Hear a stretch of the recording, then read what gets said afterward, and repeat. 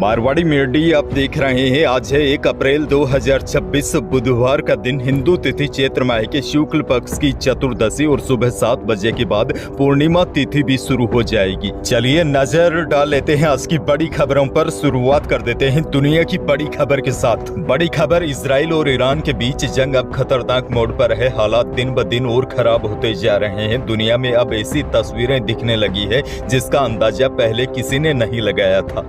जंग भले ही 2 से 3 देशों के बीच है, लेकिन इसकी कीमत अब आम लोगों को चुकानी पड़ रही है। ईरान के इम्तिहान में अमेरिका ने बंकर बस्टर बम गिराए। इसके जवाब में ईरान ने इजराइल के कई इलाकों में भारी तबाही मचाई। हाइफा में ड्रोन हमले हुए। इराक में अमेरिकी बेस को निशाना बनाया गया। लेबनान में इजरायली हमले के बाद आसमान में आग की लपटें देखी गई।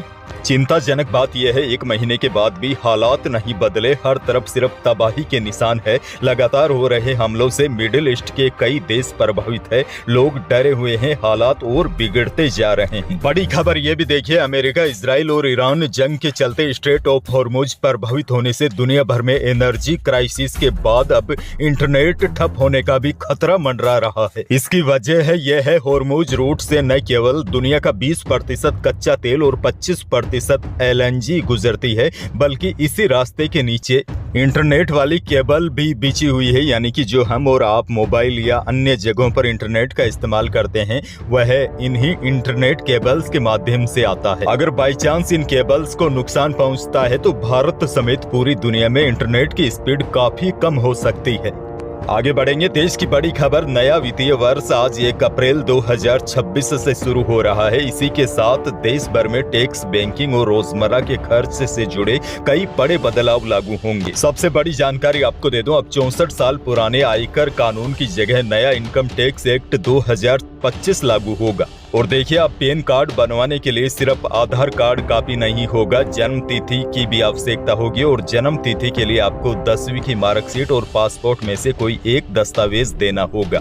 और देखिए, 1 अप्रैल 2026 में नए वित्त वर्ष की शुरुआत के साथ ही गाड़ियों की कीमतें भी बढ़ने वाली है। यानी कि कार की कीमतें बढ़ जाएगी। कई ऑटो कंपनियां अपनी गाड़ियों के प्राइस टैग में इजाफा करने जा रही है। इनमें टाटा मोटर्स, BMW और MG मोटर्स जैसी कंपनियां शामिल है। बहरहाल आगे बढ़ जाते हैं। राजस्थान से बड़ी खबर, राजस्थान में भी आज 1 अप्रैल से एक साथ कई बड़े बदलाव लागू होने जा रहे हैं। यह बदलाव आम आदमी की जेब, दिनचर्या और जीवन शैली यानी कि तीनों पर असर डालेंगे। राजस्थान के लोगों को सफर करना महंगा पड़ेगा, क्योंकि जयपुर, दिल्ली, अजमेर और सीकर हाईवे पर टोल दरों में 5 से लेकर 20 रुपए तक की बढ़ोतरी हुई है। इसके साथ ही स्कूलों का ये समय में भी बड़ा बदलाव हुआ है। आज 1 अप्रैल से राजस्थान में सरकारी स्कूल सुबह 7:30 बजे से दोपहर 1 बजे तक चलेंगे। वहीं अस्पताल OPD का समय में भी बदलाव हुआ है। सरकारी अस्पतालों की OPD सुबह 8 बजे से दोपहर 2 बजे तक होगी। इसके साथ ही आंगनबाड़ी केंद्र भी सुबह 8 बजे से दोपहर 2 बजे तक संचालित होंगे। इसके अलावा और क्या क्या बड़े बदलाव और नए नियम लागू होंगे, इसके बारे में कल शाम को मैंने पूरी डिटेल के साथ एक अलग से सेपरेट वीडियो दिया है। इसी बीच सबसे बड़ी खबर आपको दे दूं, राजस्थान में पंचायती राज और शहरी निकाय चुनावों को लेकर तस्वीर अब लगभग साफ हो चुकी है। राज्य सरकार द्वारा OBC आयोग का कार्यकाल 30 सितंबर तक बढ़ाए जाने के बाद अब सितंबर तक चुनाव होने की संभावना लगभग खत्म हो गई है। दरअसल कई रिपोर्ट्स में दावा किया जा रहा था कि अप्रैल तक पंचायतों वाले चुनाव हो जाएंगे, लेकिन ऐसे में अब इस स्थिति को देखते हुए चुनाव अक्टूबर तक टलते नजर आ रहे हैं।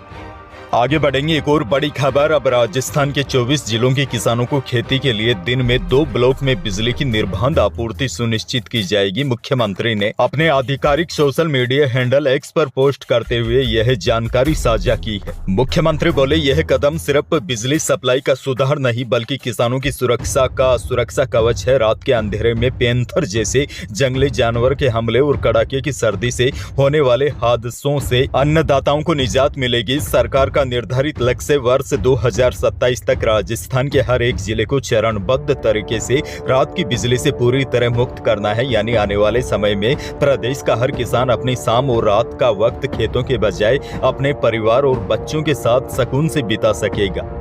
लेकिन देखिए, किसानों का जीवन इतना आसान नहीं होता। बड़ी खबर, राजस्थान में बेमौसम बारिश से बर्बाद फसलों से किसान चिंतित है। राज्य के इन किसानों के लिए सरकार ने अहम निर्देश जारी किए हैं। ऊर्जा मंत्री हीरालाल नागर ने 31 मार्च को कोटा दौरे पर जन सुनवाई के दौरान मंत्री ने कहा कि बारिश से खराब हुई गेहूं की गुणवत्ता नियमों में राहत दी जाएगी। ऊर्जा मंत्री ने कहा कि सरकार किसानों की मदद के लिए हमेशा तैयार है। ऊर्जा मंत्री ने अधिकारियों को निर्देश दिए हैं कि गुणवत्ता को लेकर नियमों में राहत देते हुए किसानों से गेहूं की खरीद की जाए ताकि किसानों को कम से कम नुकसान हो।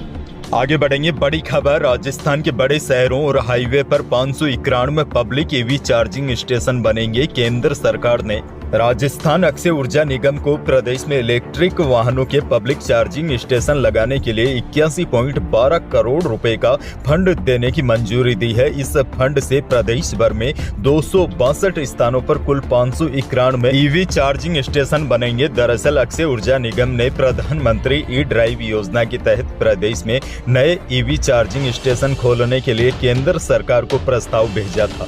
सबसे ज्यादा 112 ईवी चार्जिंग स्टेशन जयपुर में लगाए जाएंगे। खैर, आगे बढ़ेंगे। एक और बहुत बड़ी खबर, राजस्थान माध्यमिक शिक्षा बोर्ड की 12वीं आर्ट्स कॉमर्स साइंस का रिजल्ट मंगलवार सुबह 10 बजे जारी किया गया। शिक्षा मंत्री मदन दिलावर ने परिणाम की घोषणा की। इस बार साइंस में 5 संयुक्त टॉपर ने 99.80% मार्क्स हासिल किए। आर्ट्स में भी 3 टॉपर स्टूडेंट को 99.60% अंक मिले। कॉमर्स में 99.20% के साथ एक गर्ल्स स्टूडेंट ने टॉप किया। इस बार साइंस और आर्ट्स में लड़कियों का, कॉमर्स में लड़कों का रिजल्ट प्रतिशत ज्यादा रहा। इधर इस साल का रिजल्ट प्रतिशत पिछले साल के मुकाबले कम रहा। इस साल यानी कि 2026 में आर्ट्स का 97.54, कॉमर्स का 93.64 और साइंस का 97.52% रिजल्ट रहा। बड़ी और दुखद खबर यह भी देखिए, राजस्थान माध्यमिक शिक्षा बोर्ड ने मंगलवार को 12वीं का रिजल्ट जारी किया। श्री गंगानगर में छात्रा की मौत के 10 दिन बाद आए रिजल्ट को देखकर मां फपक कर रोने लगी। मां ने बेटी की तस्वीर को सीने में लगाकर बोली, निकिता शुगर की पेशेंट थी, इंसुलिन का इंजेक्शन लेकर परीक्षा देने जाती थी। निकिता ने परीक्षा भी दे दी थी। 20 मार्च को बीमारी के चलते निकिता की मौत हो गई और अब निकिता का रिजल्ट आया है। निकिता के आर्ट्स में 93.80% मार्क्स आए हैं। डीडवाना कुचामन से बड़ी खबर, बोर्ड 12वीं साइंस के नतीजों में डीडवाना जिले की बेटी दीपिका रांकावत ने 99.80% अंक के साथ प्रदेश भर में परचम लहराया। वहीं डीडवाना के दौलतपुरा गांव की पूनम राय का साइंस में 99.60% के साथ राजस्थान में सेकेंड टॉपर रही।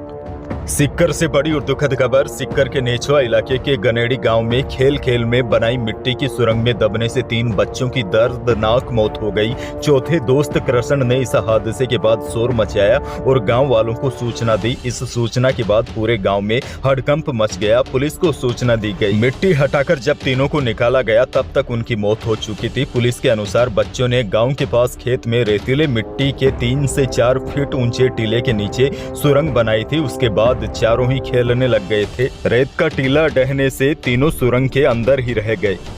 आगे बढ़ना होगा। बड़ी खबर, जयपुर सराफा बाजार में मंगलवार को राहत भरी खबर सामने आई, जहां एक और चांदी के दामों में गिरावट दर्ज की गई, वहीं सोने के भाव स्थिर बने रहे। जयपुर सराफा बाजार के ताजा आंकड़ों के अनुसार चांदी 500 रुपए सस्ती होकर 2,35,000 रुपए प्रति किलो पर पहुंच गई। वहीं सोने के दाम स्थिर रहे। शुद्ध सोना 1,50,000 रुपए प्रति 10 ग्राम रहा। वहीं जेवराती सोना भी 1,40,300 रुपए प्रति 10 ग्राम रहा। वहीं देखिए, प्रदेश की अधिकांश अनाज मंडियां छुट्टी के चलते बंद है, लेकिन बंद मंडियों में भी नुकसान की खबरें हैं। हाड़ौती में बेमौसम हुई तूफानी बारिश किसानों के लिए आफत बनकर आई। खेतों से लेकर मंडी तक किसानों का अनाज सुरक्षित नहीं रहा। हाड़ौती की अनाज मंडियों में खुले में रखा सैकड़ों बोरी अनाज भीग गया। इससे अनाज की गुणवत्ता पर असर पड़ेगा। मंडी में करीब 25,000 बोरी गेहूं व अन्य जिन्स भीग गया है।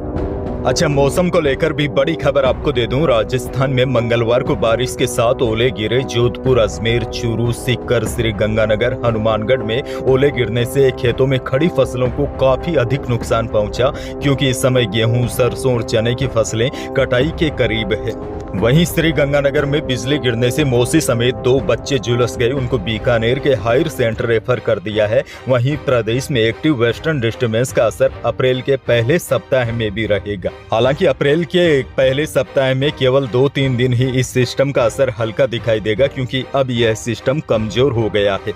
1-2 दिनों के बाद यह सिस्टम आगे बढ़ जाएगा। इसके बाद एक बार फिर गर्मी बढ़ेगी। तो यही थी प्रदेश और देश की आज की बड़ी और महत्वपूर्ण खबरें। वीडियो को लाइक करना बिल्कुल न भूलिए। चैनल पर नए हैं तो सब्सक्राइब जरूर कीजिए, ताकि आप अपडेट रहे बड़ी और काम की खबरों से। धन्यवाद।